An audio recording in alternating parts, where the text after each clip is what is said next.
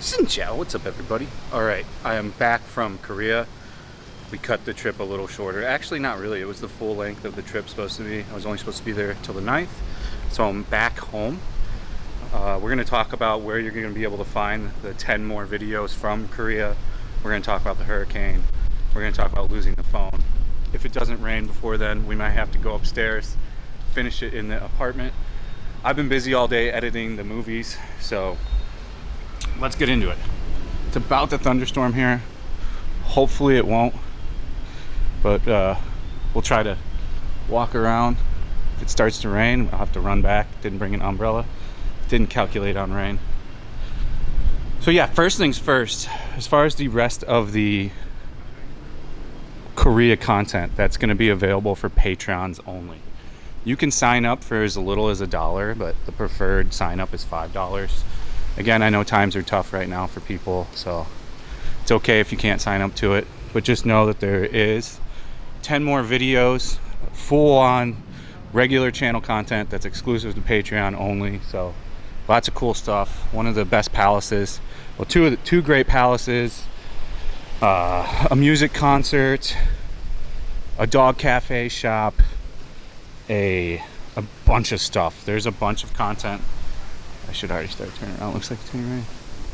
There's a bunch of content on there exclusive to Patreon that is full grade A content. So if you've never joined and thought about joining, now would be your time. On top of that, Patreon gets early access to regular channel videos. It also gets its own exclusive Patreon only content. So we'll see about how much more. I'm going to start really investing more time into making Patreon only content. I want to really build the Patreon because that helps to supplement the ad revenue flow when I'm not making good ad revenue. Such as, like, let's talk about the Korea trip now. Yeah, that was a disaster essentially as far as channel goes and me personally. So as far as views goes, I think 1,000's the most, and the one that has the most is the core of me talking about falling on a live stream and losing my phone, because people love to see negative stuff. So that video did well, but that didn't really have anything too much to do with Korea.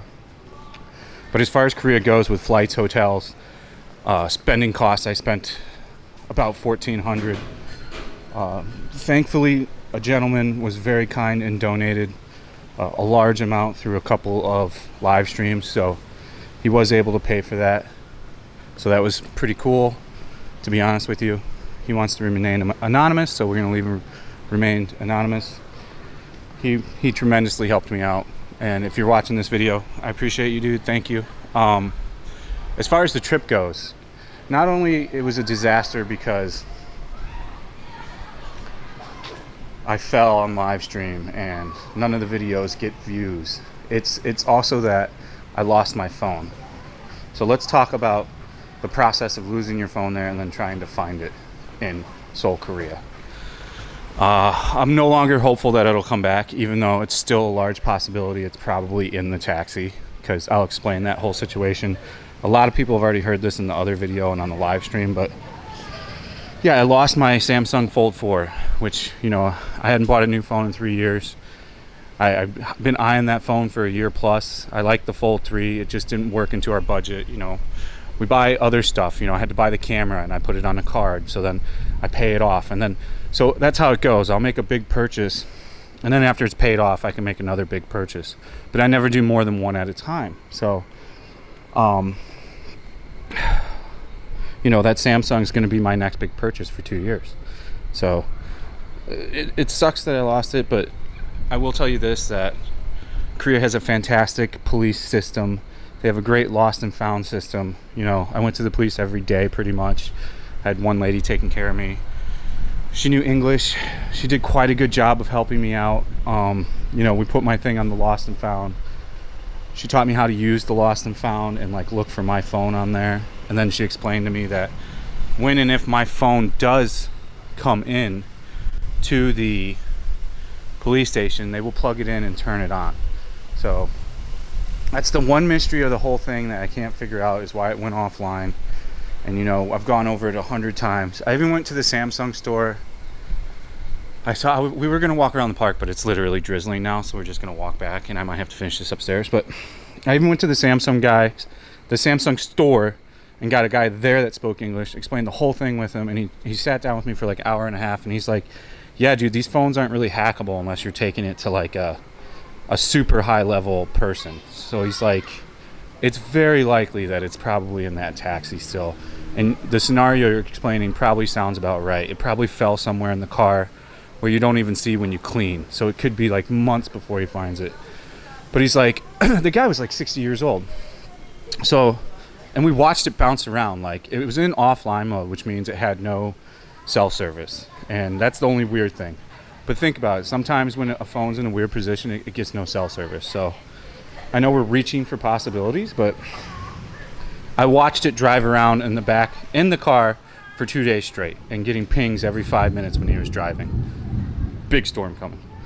So you could hear the pings. You could see the pings as he was driving. I screenshot them all.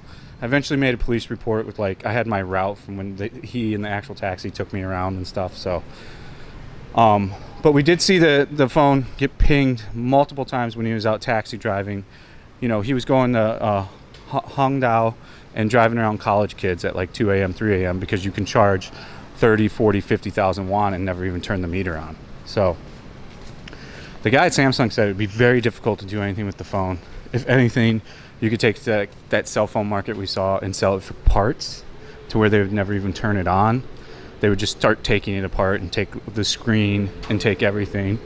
And the motherboard with the SSD storage would essentially be useless. So like they can use all the other parts. And I don't know how much like monetary value you would get from selling that. And that sounds like a lot of work to do that. So like pretty much the Samsung technology is the same as the Apple. I'm sure it's possible some people can do it, but for the most part, not possible. So that was a little bit more reassuring. But again, I've completely just written it off. But the overall experience with like the police helping, the lost and found, and all that was phenomenal. And I do believe if it's still in that taxi, if some kid didn't find it like driving around Hongdu, or however you say it, that most likely that guy will just turn it into whatever police box and it'll get turned on, and then I'll get pinged, and then I can fly back to Korea and get it. Or I think they said they would send it. So I'm still a little optimistic about it. But overall, you know, the Korea trip was fantastic. I love Korea. Like, so many trolls made fake accounts and like people were shitting on things, and like even a couple long-term subscribers were saying stuff like a bit out of pocket about Seoul. Like, you know, Korean food is not bland. Some guy wanted, like, he's watched the channel forever. Like, I like the guy too, and he's like, well, what food's good? And I'm like, really? Like, this is the kind of conversation you want to have right now, man? Like, there's millions of good food there. Like, you know, people tried to pick apart the stingray cold noodle. Yeah, that's a dish that's made for people from like 400 years ago, 300 years ago. Of course I wasn't going to like it. I purposely got something that only old people ate to try a different palate. If you watch the first video of the lady's radish cold noodle, I loved it. I gave it like an 8.6. You know, Korean food's phenomenal. It's well flavored. They use all kinds of different pastes, all kinds of fermented products. They've got all kinds of different salts. They've got a thyme salt they use. I mean, I'm not going to get going on it, but it was a bit, I guess, disappointing in the comment section for most of the Korea videos. But I guess, you know, I have to take it as I wasn't knowing my market. Even though, like, my whole thing is world travel, so I know every country isn't going to hit. But I thought Korea would do a little bit better. It's okay that not all you loved it. It is what it is. I'm still going to continue to world travel. Of course, I'm going to lick my wounds. I don't think we'll be going anywhere the rest of the year. Probably, if we do go somewhere, it'll be Thailand. It sounds like Japan's got too many rules for me to go there still. You know, I am not particularly keen about wearing my mask everywhere. That was the most annoying. If I have anything negative to say about Korea, the mask thing. It was worse in Singapore. And Singapore was annoying, but it's even more annoying in South Korea. Like, somebody will yell at you for wearing it under your nose even. Like, so overall, Korea trip for me was a 9 out of 10. I loved it. Losing my phone sucks. That bumped it down a notch. But is that Korea's fault? No, that was my fault. And was I absolutely shit-faced that night? No, but I was drunk. So that led me to heavily consider drinking is a problem, which I already knew it was. I think a lot of us knew I was alcoholic already, so I have not been drinking. I don't even know how many days, 7 or 8, 9. It's been a while since I've been drinking, since the 2nd. So what is today? I don't know what today is. I think the 10th. It's been a while. I'm over the hurdle. I do get pissed off quickly, but I try to, like, you know, check myself. And I think that'll eventually go away with time as it goes. Looks like it's not going to rain, so we'll jump over here and walk around over here. So I just check myself if I do get too mad at something stupid. But overall, I feel better.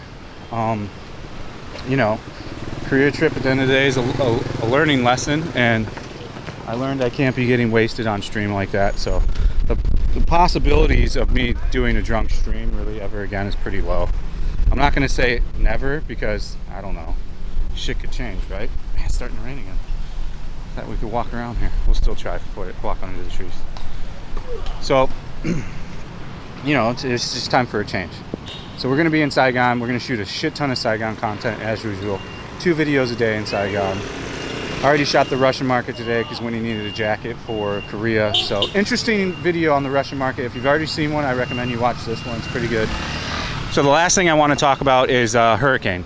The hurricane in Florida, which directly had landfall at my mother's house in Fort Myers Beach. No, we're not rich.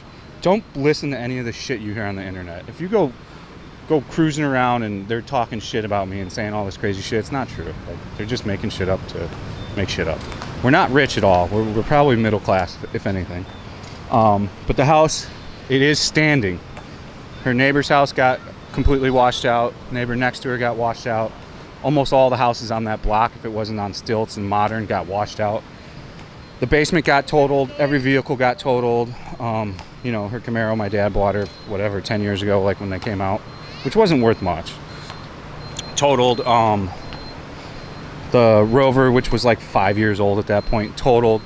You know, they may buy a nice vehicle, but they keep it for a long time, 5 or 6 years. You know, we're not balling hard to be buying a new one. Oh, it's really starting to rain. Got to get back. So the house is completely fucked up. It needs shit tons of work. You know, water came all the way up to the 2nd floor. The garage is completely totaled out. Like I said, all the cars. The lanai needs redone. Sure, I'm sure insurance is going to cover a lot of this stuff, but there's a lot of it it's not going to cover. So people were curious to know about that. So yeah, my mom is already out of there. My sister was with her. They already drove back to where I'm from originally, and yeah, they're gonna let insurance take care of it, rebuild it, and then go back down. Everybody's okay. They shouldn't have stayed. They should have evacuated. Pretty much any person that did stay said they'll evacuate every time now afterwards.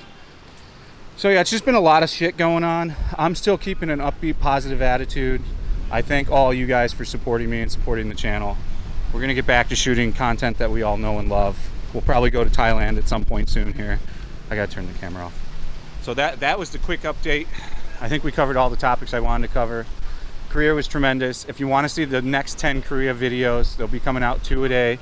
While on top of the Saigon content, you gotta join over on patreon.com/fat and broke. You can join for as little as $1. $5 a month is the preferred one. So thank you for watching. Stay frosty. See you on the next one. Peace out.